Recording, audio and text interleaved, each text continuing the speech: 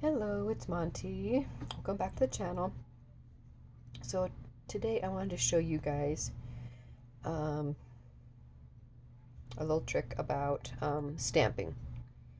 I haven't done a whole lot of tutorials, but I thought, why not? I should show some of what I know. Not saying I know a ton, and that's the only way or whatever, but um, I do know how to do a few things with stamping. Been stamping for quite a while. So I wanted to show you a couple things. Okay, so today I'm going to use my Coco and Reno dies that I won last month or so. So what I want to show you is, say you want to, you have all these stamps, okay? And in order to use more of them or make a scene or, you know, a grouping or something, if you are to just stamp, say I'm going to use this antler stamp. Okay, so if I just stamp this right here like this, okay, there's my cute little, it's kind of an antler, kind of just like floral, and then it has got a bow tied around it. Say I wanted to add this little stamp right here. It's kind of like a little floral leaf thing. It's this one right here. Okay, so say I want to have this coming up maybe off the sides, you know, maybe a couple of sprigs coming out the side of that. So if I was to take it and just stamp it where I wanted it, then as you can see, it just kind of makes a mess of everything stamping over the top of each other and stuff like that. Okay,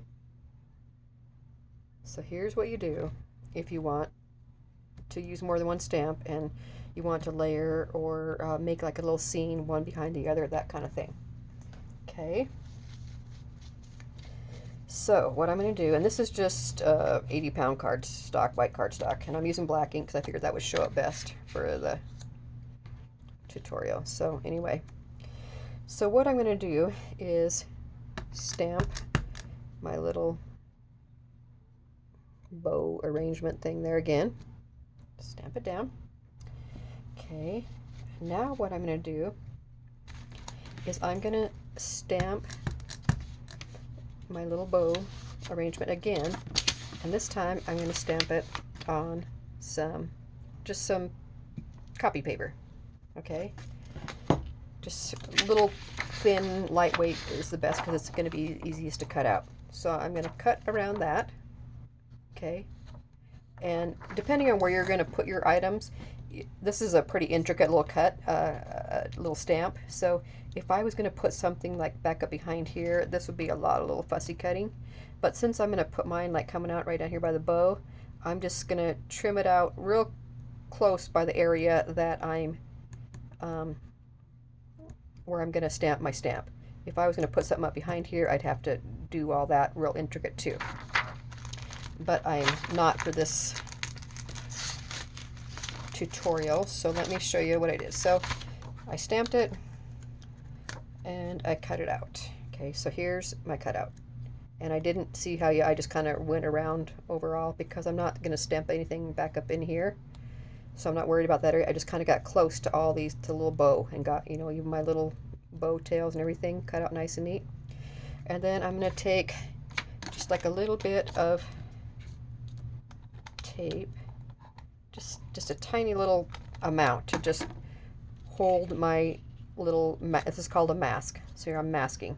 So I'm going to line up my mask with my stamp. Okay, and I'm just going to tack it down. I just put that tiny little bit there. Maybe I need a little bit more. Let's do a little bit more right here. I can get a tiny little spot there. Didn't stick, hang on.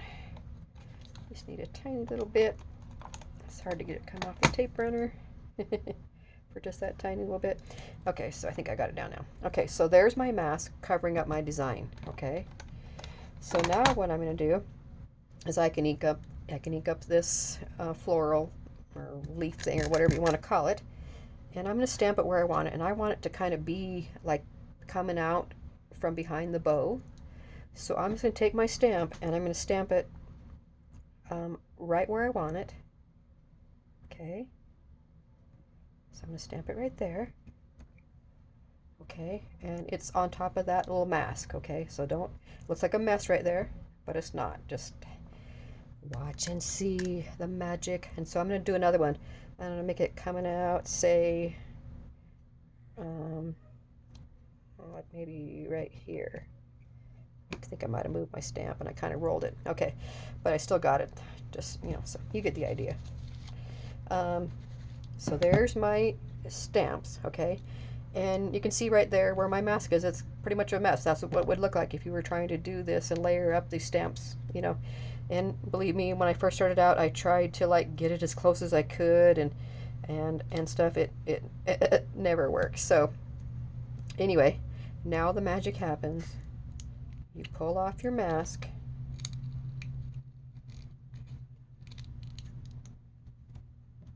And what you have is your designs in the background. So those two things that I stamped ended up behind the bow. So you can see my bow right here. I think if I'm getting closer it's getting blurrier, is it? Or no? Maybe it's okay. So anyway, you can see that my little twig things here are coming out from behind my bow, and it didn't make that all messy. All my mess ended up on this. So this is the easy way to do, this is how you do it.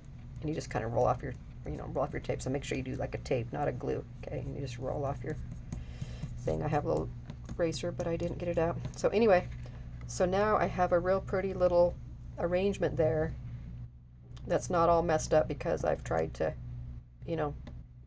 butt it up against each other and make it look like it's coming out of there, but it's really not. So, and this would be a way to do it too. Say if I wanted to do, say all this original, the first stamp, maybe I wanted to stamp it in red and then I wanted to do my twigs in green. That would give me a different color. Also stamping it, putting it behind that. So whatever you stamp first and mask, whatever you mask is going to be front. That'll be in the front. And then everything else that you stamp on top of it and after it is going to be in the background. So if some of you saw recently, I sent Alicia's Crafty Hop Love, I sent her some stuff and I sent her a card, and it was a little panda card. If you saw that, I had stamped there was a floral arrangement in the middle, so I stamped in different colors. And then I had this cute little pandas like sticking out 2 or 3 different areas. I don't remember exactly what it was, 2 or 3 different places around the stamp. That's how you do that. That's how you add other things. So you can combine all different kinds of stamps. Say you want to do a mountain, maybe you stamp a mountain scene, but you want some little deer and stuff in there. This is how you do that, without just like stamping and having it on top. So this is how you make the layering and make scenes. So I hope this is helpful to you guys. You can make some really nice things by using your stamps, because sometimes you get all these stamps and you're like, okay, well, I can only stamp this one little stamp, or this here or that there. If you mask, and you can make all kinds of scenes, combined, stamps, combined stamp sets. I could stamp. Let's see. Even if I wanted to, I could stamp this thing right here, and then I could take this. And then I could.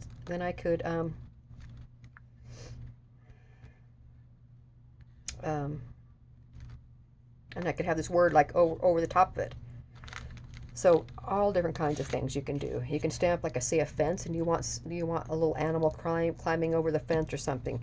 But if you stamp it right on the fence, it's going to be all messed up, and it's going to be all layered, and all the lines go in different directions. And this is the way that you do that. So you stamp your item, and then you mask which item you want to be in front. Okay. So that's how you do that. If you guys have any questions, leave in the comments below. I hope this was helpful to some of you. Like I said, it's very handy, and you can make some really cute designs and stamps by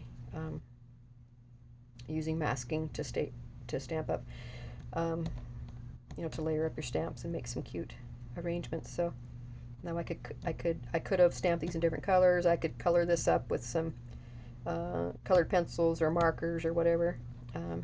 This is just cardstock, so I probably would just use my colored pencils on it. If I was going to use my Copic markers, I'd use like you know, like a watercolor paper that holds the ink and stuff better and doesn't have the stuff run when you stamp. So anyway, hope this was helpful. Let me know what you think, and if you have any questions, leave it down below. Thank you so much for watching, and I will talk to you guys soon. Bye.